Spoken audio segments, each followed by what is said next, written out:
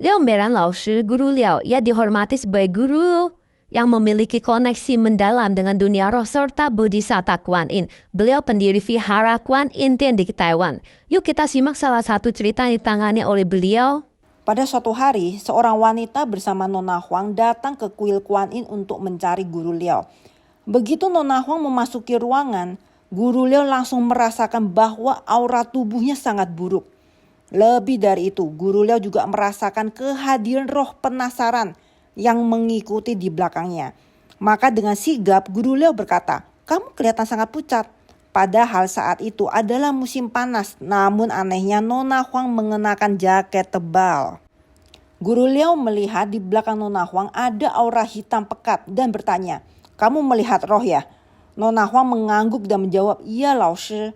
Kemudian ia mulai bercerita. Tetangganya adalah seorang kakek yang semasa hidup dikenal sangat ramah, penuh perhatian terhadap keluarganya, dan selalu merawat anak serta istrinya. Namun karena saat muda terlalu sering bekerja keras, di masa tuanya ia jatuh sakit dan akhirnya hanya bisa terbaring lama di tempat tidur. Malangnya, anak-anaknya tidak ada yang berbakti. Mereka tidak tinggal bersama dan sangat jarang menjenguk sang ayah. Akhirnya hanya sang istri yang sudah lanjut usia itu yang merawatnya seorang diri. Karena kelelahan merawat suaminya selama bertahun-tahun, ia pun mulai sering mengeluh. Keluhannya pun lama-lama menjadi sangat menyakitkan. Kakek itu sudah dalam kondisi buang air tidak terkontrol dan istrinya harus mengganti popok dan membersihkannya setiap hari. Karena letih dan emosional, sang istri sering melontarkan kata-kata pedas seperti, "Kenapa kamu belum mati juga? Kenapa kamu gak cepat mati saja?" Dan malam itu juga sang kakek benar-benar meninggal dunia. Keesokan harinya, tepat setelah upacara pemakaman, dua putra si kakek keluar mengendarai mobil. Di tengah jalan, mereka mengalami kecelakaan. Putra sulung patah kaki kanan, sedangkan putra keduanya patah kaki kiri. Ironisnya, mereka dirawat di rumah sakit dengan tempat tidur yang berdampingan. Sementara itu, sang istri juga mulai jatuh sakit. Nona Huang lalu bercerita lebih lanjut bahwa ia cukup akrab dengan si kakek. Semasa hidup, dia sering memberi kakek itu buah-buahan dan menyapanya dengan ramah. Namun setelah kakek itu meninggal, selain keluarga almarhum yang mengalami musibah, hal-hal aneh juga mulai terjadi di rumah Nona Huang. Kamar tidurnya itu berada tepat berdempetan dengan kamar kakek tersebut saat masih hidup. Hanya dipisahkan satu dinding. Awalnya setiap malam saat hendak tidur, ia mulai mendengar suara ketukan dari arah tembok. Ia pun bertanya pada suaminya, "Kamu dengar gak? Tembok kita seperti diketuk-ketuk terus." Namun sang suami menjawab, "Enggak tuh, mungkin kamu kecapekan. Jangan terlalu dipikirkan, mungkin kamu masih sedih karena kepergian si kakek." Karena ia tahu hubungan mereka cukup dekat. Tapi lama-kelamaan suara ketukan itu semakin keras. Hingga akhirnya sang suami pun ikut mendengarnya. Dengan bingung ia berkata, "Lah kok bisa ya?" Suatu malam ketika Nona Huang merasa sangat lelah dan udara terasa panas, ia ingin mandi. Namun saat membuka pintu kamar mandi ia terperanjat. Di sana berdiri sosok si kakek yang sudah meninggal. Dengan wajah penuh kesedihan dan ketidakrelaan.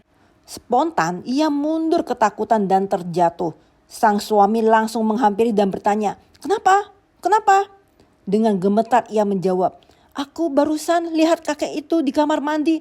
Aku takut, aku gak berani masuk lagi." Guru Liao pun menenangkan Nona Huang dan menjelaskan bahwa tidak perlu takut. Kemungkinan besar arwah kakek tersebut masih belum tenang dan membutuhkan pertolongan. Guru Liao kemudian mengajarkan cara sederhana untuk melakukan pelimpahan jasa bagi si kakek. Beliau menyiapkan bunga teratai, kertas sembahyang, makanan kesukaan almarhum, uang arwah, uang sensian, dan berbagai sutra suci termasuk sutra Kuan Yin, sutra Stigarbati Changqing, dan sutra pengorbatan Yao Shi Jing. Guru Liao berkata, ini semua akan sangat membantu si kakek. Apalagi karena si kakek wafat dalam kondisi sakit. Sutra Yao Shi sangat cocok untuk kondisi seperti ini. Guru Liao lalu berpesan, Karena kamu tidak bisa langsung sembahyang di rumah almarhum, cobalah tanyakan dulu kepada istrinya apakah kamu boleh datang. Jika tidak diizinkan, tidak apa-apa.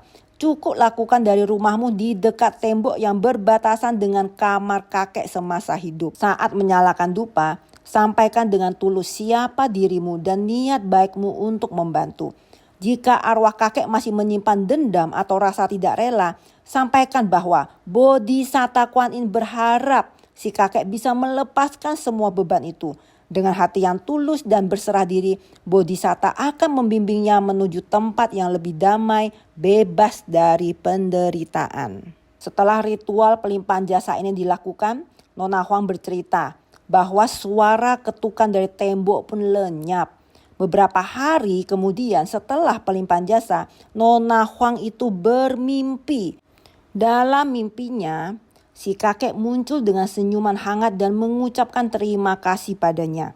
Selain itu, penyakit mah kronis yang selama ini dideritanya yang membuat perutnya sering sakit hingga kakinya menekuk, perlahan-lahan mulai membaik. Setelah melakukan pelimpahan jasa, tubuhnya terasa jauh lebih sehat.